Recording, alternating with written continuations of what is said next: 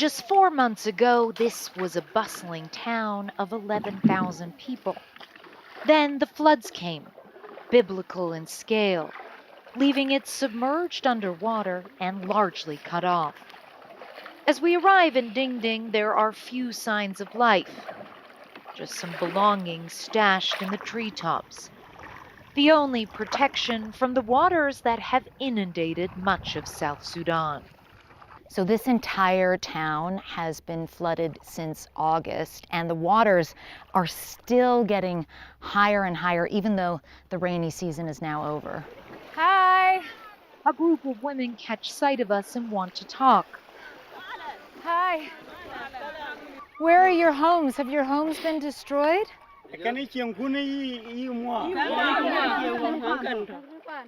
They survived years of vicious civil war here. But these floods may pose the greatest threat yet. They tell us their crops have been completely destroyed. So what are you living on right now? What are you surviving on? The lilies. Yeah.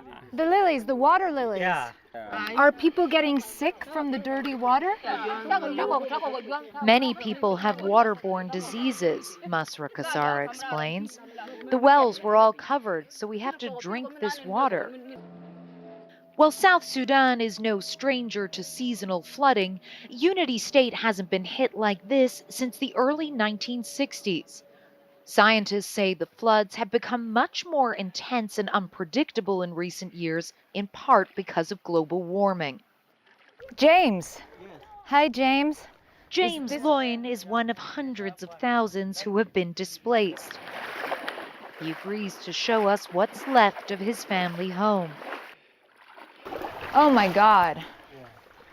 That's your motorcycle. Yes. Nothing is left, except for his children's drawings on the walls. Since the conflict erupted, we've never had a rest, he tells us. We've been constantly running, displaced. Our children have had no relief from the dangers. Now he is forced to flee once again. The journey to the promise of dry land is long and arduous. The lucky ones travel by boat. Most swim or wade, moving slowly but purposefully through the muddy waters. Some push makeshift floats piled high with family members and possessions. We come across a group of women whose raft is stuck in the mud. The men of the family have gone to try to save their livestock. Narika tells us they left their destroyed home 4 days ago. Have you been pushing this raft for 4 days? Yes, they tell us. Along the way, they say their food ran out. How old is your baby? 5 to 6 months. 5 to 6 months? Are you worried about your children? Yes, I'm worried, she says, and that's why we keep moving. They still have several miles to push before they reach this narrow strip of dry land. According to UNICEF, some 6,000 people have now settled here, completely dependent on aid to survive. They don't have latrine, they don't have enough food for them to eat. So They don't have bathrooms, they don't have food. Nothing And there are at more all. people arriving every day? People are continue doing this place and they continue coming. You're obviously doing everything you can, but is it enough?